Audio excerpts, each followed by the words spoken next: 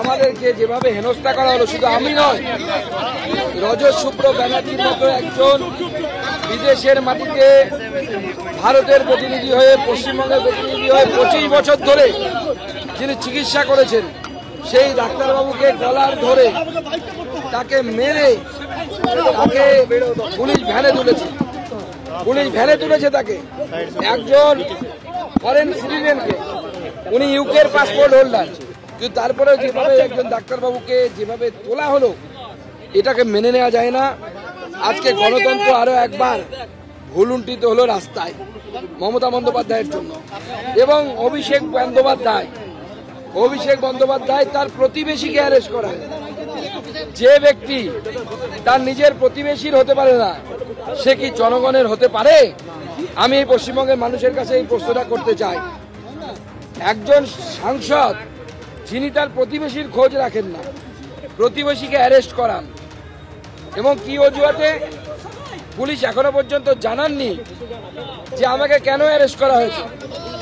যদি অভিষেক বন্দ্যোপাধ্যায়ের বাড়ি হয়ে থাকে, আমি প্রশ্ন করতে চাই, আমার কাছে অভিষেক বন্দ্যোপাধ্যায়ের মোবাইলে তার ইলেকশনের এফিডেভিট আছে, সেখানে অভিষেক বন্দ্যোপাধ্যায় দাবি করছেন তার কোনো নিজস্ব বাড়ি নেই। তাহলে প্রশ্ন, অভিষেক বন্দ্যোপাধ্যায়ের এফিডেভিটটা ভুল নাকি পুলিশ যেটা বলছে সেটা ভুল? আর অভিষেক বন্দ্যোপাধ্যায়ের বাড়ি থাকার পর যদি বাড়ি হয় ওটা, তার পাশের বাড়িতে যাওয়া যাবে না? কোন আইনে যাওয়া যাবে না? আইনটা কি?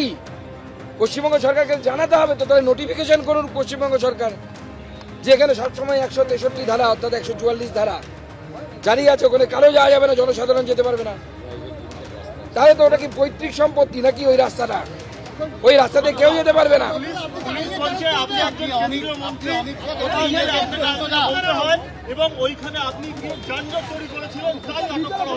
একদম মিথ্যে কথা।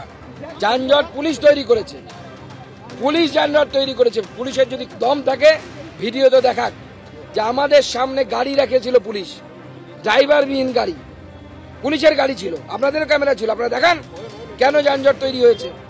আমরা তো পুলিশকেও বলেছিলাম যে আপনারা আমাকে এসকর্ট করে নিয়ে গিয়ে পৌঁছে দিন।